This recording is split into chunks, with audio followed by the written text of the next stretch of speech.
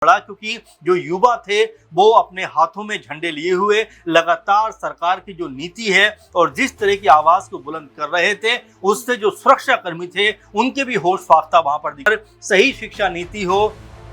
संसद के अंदर ये मुद्दा उठता हुआ दिखाई पड़े और एक आवाज बनती हुई नजर। जंतर मंतर पर युवाओं का जन सैलाब तो देखने को मिल रहा है, लेकिन साथ ही साथ पुलिस द्वारा लाठी चार्ज भी दिखाई दे रही है, जो ये बताती है कि इन युवाओं को डराने की कोशिश की जा रही है। लेकिन ये प्रदर्शन इतिहास में दर्ज होगा। इतने सालों बाद जाकर युवाओं का सड़कों पर आना ये बताता है कि सरकार मुंह पर ताला नहीं लगा सकती है। जिन युवाओं को कमजोर समझा जा रहा था, उन युवाओं ने सड़कों पर आकर साबित किया कि अगर अपने भविष्य की लड़ाई लड़नी है तो सरकार को भी झुकना पड़ेगा। संसद की कार्यवाही स्थगित कर दी जाती है, लेकिन इन युवाओं का जोश हाई नजर आता है। जंतर मंतर पर हजारों की संख्या में भीड़। अब अगला कदम क्या होगा, क्योंकि पुलिस द्वारा बल का प्रयोग किया जा रहा है और सीधे तौर पर कहा जा रहा है कि सरकार डर गई है, इसलिए पुलिस बल का प्रयोग हो रहा है। और इस बीच में एक और खबर सामने आती है, जहां सीजेपी के जो मुख्य प्रवक्ता हैं सौरभ दास, उनको डिप्टी कमिश्नर बातचीत करने के लिए बुलाते हैं और उनके द्वारा ये कहा जा रहा है कि एक बड़ी पहल हो रही है। हो सकता है कि सरकार की तरफ से कोई सामने आए और उनसे बातचीत करें, इन्हीं मुद्दों पर चर्चा करेंगे, क्योंकि आज का सबसे बड़ा मुद्दा यही है, युवाओं की आवाज। और इस आवाज के जरिए जो तस्वीरें नजर आ रही हैं, इन तस्वीरों ने साबित किया है कि सरकार को सामने आकर कुछ ना कुछ तो जवाब देना ही होगा। चर्चा करने के लिए वरिष्ठ सहयोगी अमन जी मौजूद हैं। सर, कैसे देखते हैं इस आंदोलन को, इस प्रदर्शन को? क्योंकि एक तरफ अस्पताल से ऐलान सोनम वांगचुक करते हैं कि अगर विपक्ष संसद के अंदर इस मुद्दे को उठाता है, समर्थन करता है हमारा, तो भूख हड़ताल तोड़ देंगे, और दूसरी तरफ संख्या युवाओं की क्या बताती है कि इन्हें कमजोर नहीं समझा जा सकता। देखिए, बिल्कुल जाहिर सी बात है, क्योंकि आज का दिन तय था कि आज जो संसद मार्च के लिए जो प्रोटेस्ट का एक बड़ा रूप दिखाई देने वाला था, लेकिन उससे पहले ही दिल्ली पुलिस की तरफ से धारा 163 लगा दी जाती है कि भाई कोई भी इस तरह का प्रदर्शन नहीं कर सकता और प्रदर्शन की अनुमति नहीं दी जाती है। लेकिन जिस तरीके से आज सुबह से ही देखने को मिला कि जंतर मंतर पर बहुत सारे युवा जो हैं वो अपना जोश दिखाते हुए नजर आए, क्योंकि दिल्ली में आज सुबह से हल्की बारिश भी हो रही है, लेकिन इन तमाम चीजों की वजह से भी ऐसा नहीं कहा जा सकता कि आंदोलन के ऊपर कोई प्रभाव पड़ा, क्योंकि जो युवा थे वो अपने हाथों में झंडे लिए हुए लगातार सरकार की जो नीति है और जिस तरह की आवाज को बुलंद कर रहे थे, उससे जो सुरक्षा कर्मी थे उनके भी होश फाख्ता वहां पर दिखाई पड़े। क्योंकि देखिए, जो भी युवा देश का है उसको भविष्य कहा जाता है। अगर अपने लिए वो कोई आवाज बुलंद कर रहा है तो आज सुरक्षा कर्मियों को भी उनके ऊपर लाठी उठाने से पहले 10 बार सोचना पड़ रहा है, क्योंकि ये 20, 22, 25 साल के युवा हैं और जाहिर बात है कि अगर वो कोई मांग रख रहे हैं, कोई बात को आगे रखना चाहते हैं, तो इस तरह का ट्रीटमेंट उनके साथ में नहीं होना चाहिए, उनकी आवाज को सुना जाना चाहिए। और जब आवाज की हम सुनने की बात करते हैं तो अब ये खबर भी आ रही है कि प्रशासन की तरफ से इस तरह का एक मैसेज भी आया है कि जो शासन में लोग बैठे हैं वो बात करने को राजी हो रहे हैं और उनके जरिए अब हो सकता है कि बातचीत का कोई रास्ता खुलता हुआ दिखाई पड़े। लेकिन यही कहा जा सकता है कि क्या 20-21 दिन का इंतजार किया जाना चाहिए था? क्या सोनम वांगचुक जो लगातार 20-21 दिन से भूख हड़ताल पे थे, क्या उनको लेकर कोई संवेदना नहीं होनी चाहिए थी? और सिर्फ सोनम वांगचुक नहीं, बल्कि तमाम ऐसे छात्र थे जो लगातार भूख हड़ताल करते हुए दिखाई पड़े। आज सुबह शबाना आजमी जो फिल्म अभिनेत्री है वो पहुंचती है और एक तरीके से उनकी भूख हड़ताल खत्म कराती हुई दिखाई देती है। लेकिन सिर्फ अभी मामला यहीं पे खत्म नहीं होता, क्योंकि अभी ये लड़ाई बहुत बड़ी है। क्योंकि सोनम वांगचुक, जिस तरह से आप भी कह रहे हैं, कई मुद्दे उन्होंने सामने रखे हैं कि अगर सही शिक्षा नीति हो,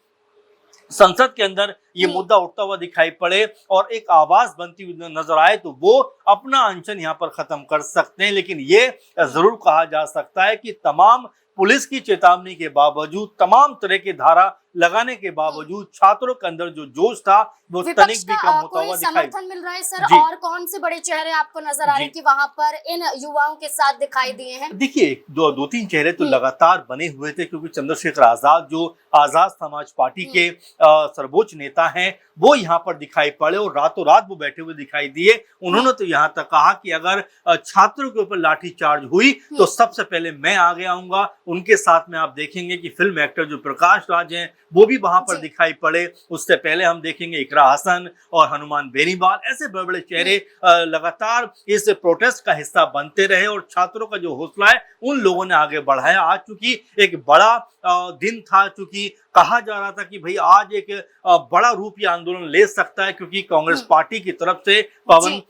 जो है वो भी, पवन खेड़ा भी वहां पर पहुंचते हैं, उनसे मुलाकात करते हैं और ये लगा कि उनके आने का मतलब है कि 20 तारीख को हो सकता है कि राहुल गांधी भी इस प्रोटेस्ट का हिस्सा बनते हुए दिखाई। अच्छा सर, सोनम वांगचुक को जब पुलिस ने जबरन जंतर मंतर से उठाया था और सफदरजंग अस्पताल में भर्ती करवाया था, उसके बाद राहुल गांधी का भी ट्वीट सामने आया था और उन्होंने भी खुलकर कहा था कि ये सही नहीं है जबरन उठाना, और वो शांतिपूर्वक तरीके से अपना प्रदर्शन कर रहे थे, लेकिन आपने बल का प्रयोग किया। लेकिन अब राहुल गांधी भी छात्रों की आवाज उठा रहे हैं, छात्रों से मुलाकात कर रहे हैं, स्टूडेंट की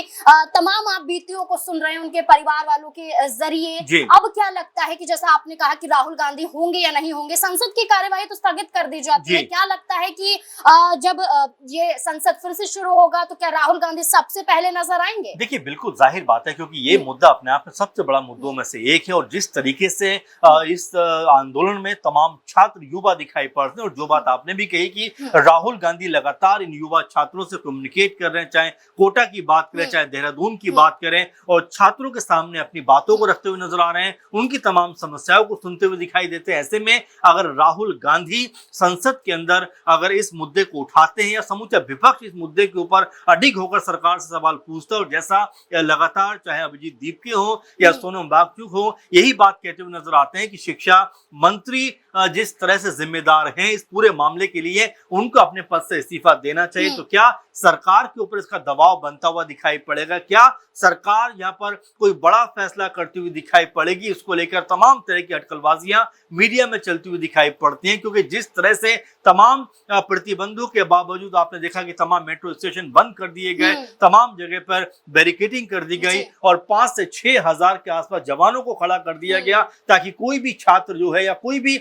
इस तरह से आंदोलन के जरिए कोई आवाज यहाँ पर बुलंद होती हुई दिखाई ना पड़े। लेकिन आपने देखा सुबह से ही बरसात का मौसम होने के बावजूद भी सैकड़ों हजारों छात्र वहां पर मौजूद दिखाई पड़े, और उन्होंने जिस तरह का जज्बा दिखाया है, हो सकता है कि सरकार को भी इस प्रोटेस्ट के सामने अपने आप को उनको झुकाना पड़े, क्योंकि देखिए सरकार लोकतंत्र इसी का नाम है कि जहां कोई भी अगर आपकी नीति को लेकर विरोध करता है तो कम से कम आपको कम्युनिकेट करना चाहिए। बारंबार हम लोगों ने इस तरह की चीजों को देखा है। अन्ना हजारे जिस तरह से 2011-12 में प्रोटेस्ट करते हुए दिखाई पड़े थे और महज 13वें दिन ही सरकार ने उनसे बातचीत करने को तैयार हुई, तो ऐसे में सरकार को यहाँ भी एक जो है पहल करनी चाहिए थी, यहाँ भी एक कदम आगे बढ़ाना चाहिए था। लेकिन अब जिस तरह से रास्ता खुलता हुआ दिखाई पड़ता, हो सकता है कि कोई संभावना यहाँ पर दिखाई पड़ जाए। बिल्कुल, राजनीतिक जगत से विपक्ष के कई बड़े चेहरे इनका समर्थन करते हुए नजर आए, बॉलीवुड जगत से भी कई बड़े चेहरे निकलकर सामने आए, जो वीडियो के माध्यम से, पोस्ट के माध्यम से या खुद जंतर मंतर पहुंचकर ये साबित कर रहे हैं कि हम उन स्टूडेंट के साथ हैं, हम उन युवाओं के साथ हैं जो अपने भविष्य को आगे आने वाले वक्त में खतरे में नहीं डालना चाहते हैं, नहीं चाहते हैं कि ऐसे ही पेपर लीक आने वाले वक्त में होते रहें तो बच्चे आत्महत्या करने के लिए मजबूर हो जाएं। अभी से ही सरकार पर दबाव बनाया जा रहा है कि जवाबदेही होनी चाहिए। खुद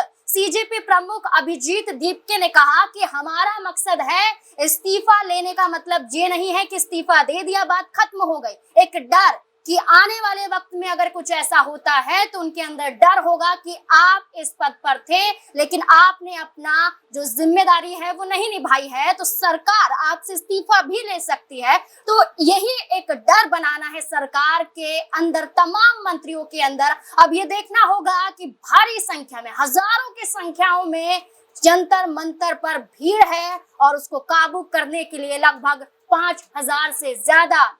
सुरक्षा कर्मियों को तैनात किया गया है। लाठी चार्ज हो जाता है, बैरिकेडिंग तोड़ दी जाती है, मेट्रो स्टेशन बंद कर दिए जाते हैं, लेकिन उसके बावजूद भी जज्बा कम नहीं होता है। देखना होगा कि आज संसद तक पहुंच पाते हैं, क्योंकि सांसद संजय सिंह ने ये कहा कि अगर आप संसद तक नहीं पहुंच पाते हैं तो सुप्रीम कोर्ट का रुख कीजिए, ईडी का रुख कीजिए, वहां तक पहुंचिए, उनके दफ्तर, उनके ऑफिस तक पहुंचिए, क्योंकि सरकार के ये भी ऐसे पक्ष हैं जो निष्पक्ष रूप से कोई फैसला नहीं लेते। ये संजय सिंह का कहना है, लेकिन अब देखना होगा कि शाम होते होते क्या कुछ माहौल और नजर आता है। इस पूरे मुद्दे को लेकर आप क्या सोचते हैं, अपनी राय कमेंट सेक्शन में जरूर दें।